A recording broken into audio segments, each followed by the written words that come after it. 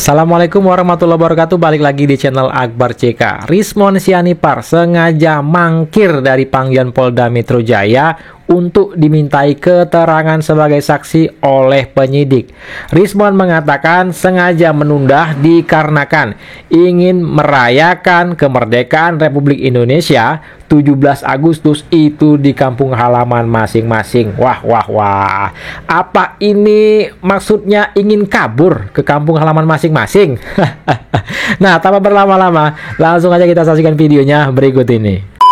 Kami kan ingin menikmati apa yang dinikmati oleh Pak Jokowi, ya. Pak Jokowi juga menunda, kami juga punya kepentingan pribadi dalam rangka merayakan 17 Agustus di kampung kami masing-masing. Ini kan kemerdekaan kita rayakan dulu dong, begitu ya.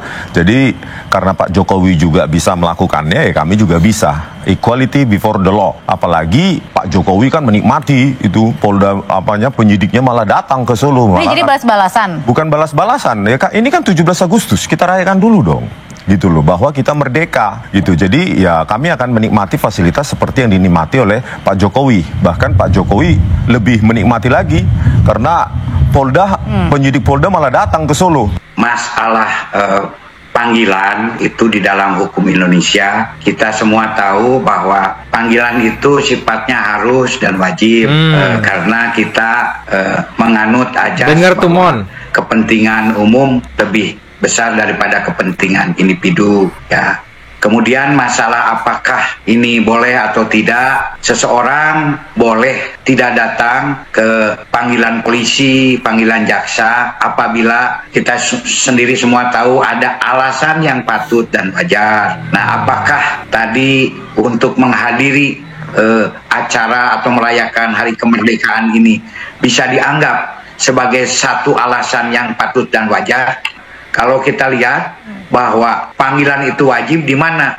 Karena apabila tidak memenuhi panggilan secara 2 kali berturut-turut atau yang namanya mangkir, tapi di sini belum terjadi mangkir tersebut, maka itu kan ada ancaman hukuman pidananya, yaitu pasal 224. Barang siapa yang tidak memenuhi panggilan dari polisi, jaksa akan mendapat hukuman pidana 9 bulan.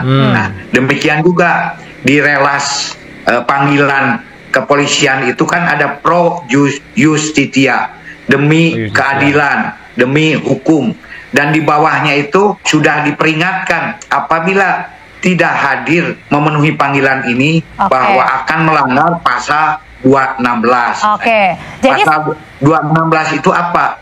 Yaitu tidak memenuhi perintah pejabat yang berwenang. Itu pun juga ada ancaman hukumannya, yaitu 4 bulan. Saya sedikit tergelitik ya. Baru saya dengar ada penundaan pemeriksaan dengan alasan perayaan kemerdekaan. Apalagi semua orang tahu kemerdekaan itu tanggal 17 Agustus. Pemeriksaannya bukan 17 Agustus. Jadi tidak ada korelasinya, kecuali pemeriksaan di tanggal 17 Agustus minta tunda. Itu pun juga belum pernah saya dengar dalam pemeriksaan orang meminta tunda gara-gara 17 Agustus. Jadi kami melihat ini hanya upaya untuk menghindar.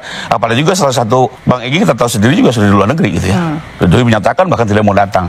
Jadi Egy kabur ke luar negeri, Rizmon CS mau kabur ke kampung halaman masing-masing. ini kontradiksi. Di satu sisi banyak saya yakin bahwa tidak bersalah, tapi yakin ini penelitian. Di satu sisi menghindari pemeriksaan. Tim hukum Bang Kozinudin untuk mengapa datang untuk meminta penundaan kan? Daripada Pak Jokowi katanya sakit, ternyata hadir juga di Kongres PSI. Itu bagaimana lagi? Ngakunya sakit, padahal sehat kita lihat. Dan Polda Metro Jaya datang loh. Saya nggak meminta Polda Metro Jaya datang ke kampung saya di Baligi sana. Saya tetap datang gitu. Cuma di samping kami ingin merayakan 17 Agustus, kami ingin menyiapkan semua dokumen penelitian dalam bentuk buku. Kita akan selesaikan di 17 Agustus ini, dan itu akan kita bawa dalam pemeriksaan nanti. Kalau kami dipanggil untuk setelah 17 Agustus, kami akan bawa 580 halaman, hampir 600 halaman, dan itu harus dicatat oleh penyidik bahwa benar kami melakukannya atas nama penelitian. Ini cuma penundaan untuk perayaan 17 Agustus sebagai warga negara. Kenapa sih? Kan kami juga jauh-jauh rumahnya. ya kan, harus pulang untuk merayakan 17 Agustus kan. Kami tidak minta fasilitas seperti Pak Jokowi, ya, penyidik Polda Metro Jaya datang ke kota kami kan. Jadi fair-fair saja lah kenapa Pak Jokowi bisa menikmatinya? Masalah apakah ini wajar dan tidak, nah itu sangat situasional gitu kan. Apakah ini menurut polisi merayakan hari kemerdekaan ini wajar? Ya silakan saja. Kalau menurut polisi wajar, ya bisa dikabulkan. Tapi kalau tidak, ya ini tidak bisa dikabulkan. Masalah apakah boleh mendatangi seseorang saksi ketika memeriksa, itu pun juga diatur di dalam KUHP bahwa memang bisa saja penyidik itu datang ke tempat seseorang apabila di tempat tersebut misalkan lebih banyak lagi saksinya dan memang yang bersangkutan itu dalam kondisi sakit gitu. Jadi itu boleh, dan itu pun juga hanya terbatas pada saksi, kecuali saksi yang akan menjadi tersangka. Kita ada di dalam juknis itu tidak boleh, tetapi kalau saksi pure sebagai saksi murni kita boleh datang, itu malah sebagai salah satu pelayanan masyarakat. Nah tuh teman-teman ya, kalau Rismon CS ini saksi yang bakal jadi tersangka mungkin ya. Nggak boleh dong. Polisi datang ke kampung halaman untuk memintai keterangan kepada saksi yang bakal jadi tersangka. Karena apabila nanti saksi yang akan diindikasikan menjadi calon tersangka kita datang, itu nanti kita akan malah kena Dewan Kode Etik gitu kan. Tidak boleh mendatangi saksi sebagai calon tersangka, kecuali saksi yang pure saksi itu boleh datang dan ada aturan tertentu. Jadi Bang Rismon juga seandainya ingin begitu bisa saja, tetapi harus pure sebagai saksi dan ada alasan-alasan tertentu yang memang memungkinkan hal tersebut. Misalkan di daerah Bang Rismon itu di Medan lebih banyak saksinya, ada 3, ada 4, nah, polisi bisa datang kan? Bukan membeda-bedakan. Itu yang selama ini kami lakukan sebagai penyidik di waktu dulu dan sesuai dengan juknis. Pak, kalau memang ini tidak hadir, kalau kami berpendapat karena alasannya tidak patut, Polda harus tegas dan bersikap menerbitkan panggilan kedua. Ya tanpa perlu lagi melihat apa, karena ini harinya juga nggak nyambung antara kemerdekaan dengan pemeriksaan ya. Panggil lagi, periksa lagi, tidak datang, lakukan upaya paksa. Nah kalau memang mau diminta dipanggil di rumahnya boleh juga, itu karena ada di pasal 113 bersurat saja, minta diperiksa di Bali G, pasti mesti datang ke sana. Penyidik bisa kok melakukan itu. Kemarin kami mendatangi Kompolnas, Kompolnas sendiri tidak menyatakan tidak ada keterlibatan pada saat gelar perkara khusus tersebut. Begitu juga tadi pagi ke Komnas HAM, dan mereka juga tidak ada menyatakan keterlibatan dalam gelar perkara khusus tersebut. Padahal saya hadir di situ seolah-olah ada wakil dari kedua lembaga tersebut ya, Kompolnas dan Komnas HAM.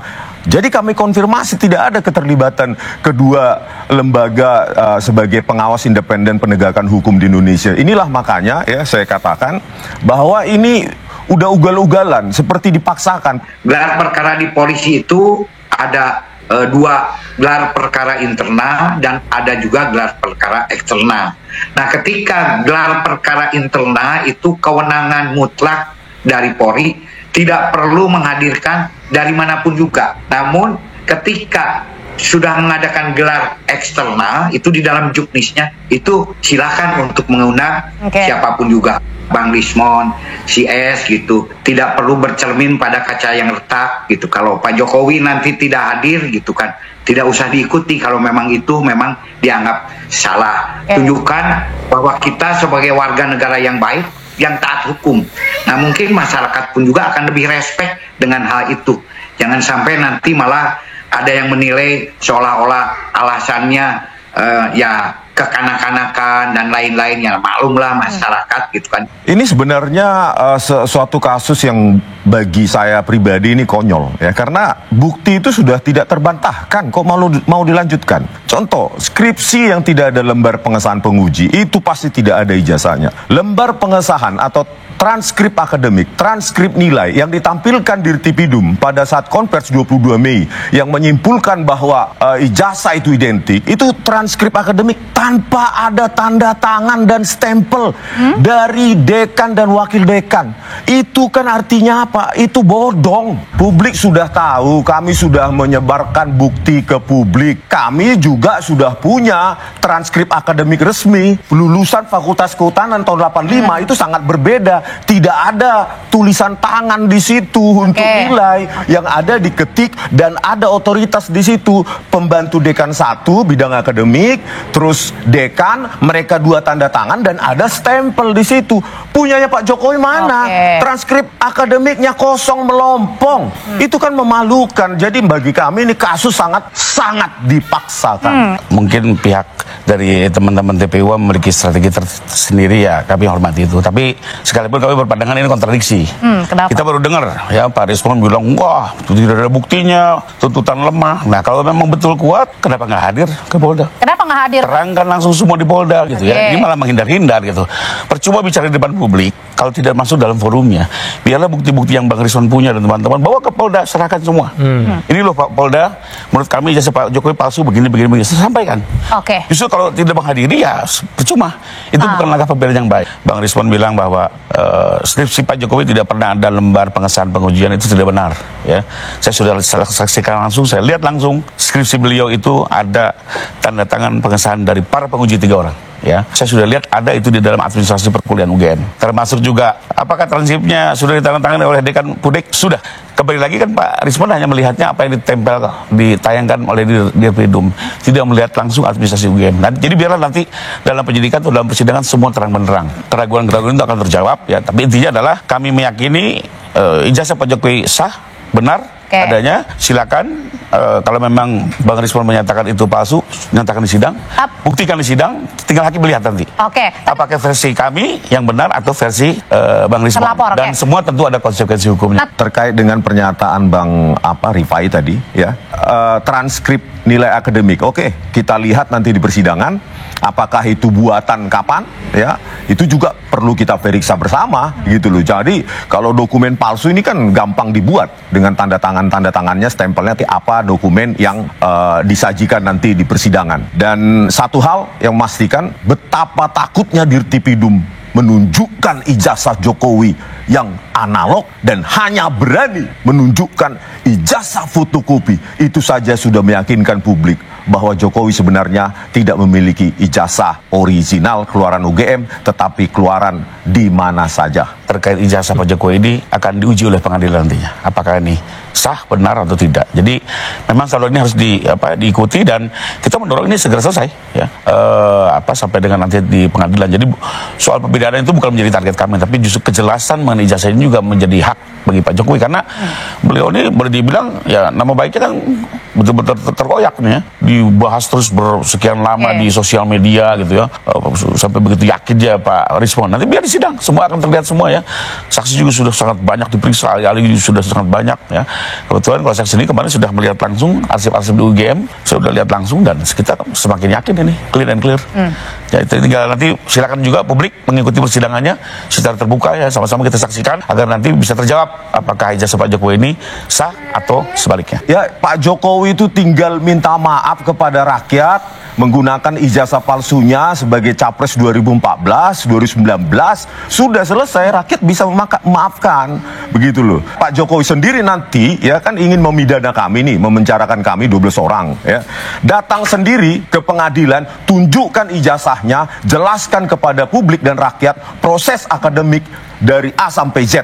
Bagi kami justru kepastian hukum bahwa ijazah ini satu tidak itu juga menjadi satu buah tujuan ya. Taruhlah misalnya ada islah, apakah publik bisa menjawab atau itu jangan-jangan ini hanya negosiasi politik lah. Sementara dianggap tetap ijazah itu bermasalah. Nah ini forum yang kita bisa lakukan ya. Dan nggak perlu khawatir jenis pemidanaan pun ke depan sudah berbeda ya.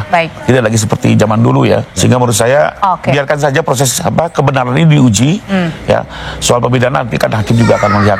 Maksud saya kita jangan fokus apakah pidananya harus penjara dan penjara. Tidak seperti itu ya. Ke depan ini juga bentuk hukuman sudah banyak berubah ya. Bisa kerja sosial atau juga percobaan dan segala macamnya. Tapi kembali lagi bagi Pak Jokowi itu adalah gimana caranya soal ijazah ini clean and clear. Karena kalau tidak selesai ini akan terus berputar-putar. Ngotot banget ya Rismon Sianipar ini, ijazah Pak Jokowi itu palsu, Pak Jokowi harus minta maaf. Nah teman-teman, silahkan ketik komentar kalian di video kita kali ini. Jangan lupa like dan share video ini ke grup-grup yang teman-teman miliki agar masyarakat bisa tercerahkan dengan adanya video ini. Saya Akbar CK, Assalamualaikum warahmatullahi wabarakatuh, salam sehat selalu, bye-bye.